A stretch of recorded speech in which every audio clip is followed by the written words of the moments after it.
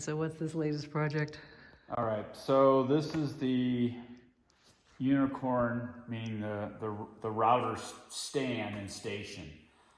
So multiple things going on here. This was the prototype installation here. It's not where I'm going to keep it, but I wanted to see about routing out the melamine and seeing whether or not there were going to be any issues with, you know, how tight it was, et cetera, et cetera. And it's tight like a Toiger. So it's not going to move at all. So that was good. That was all that was, is just checking the plunge router, a whole bunch of stuff, so that when I do it on this, so this has got, this is clamped and it's got about a couple 100 pounds of pressure on it. This is double thickness melamine, which will be cut just like that to set the router plate in there.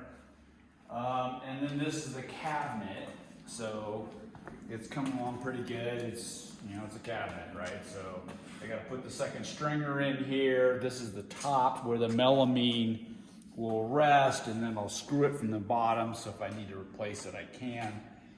I think last time I did a video, I tried to get some of the birch, but they didn't have any, so I went with this red oak, which is actually, it looks kind of rough on the side when you compare it to the Baltic birch, but it's kind of nice to work with. And so this here, these dividers then will go in between there, and there'll be like two pullouts on either side for the router bits I don't have. And that's kind of it right now. Well, it'll be on casters like everything else, so it can be moved around. And What's happening back here?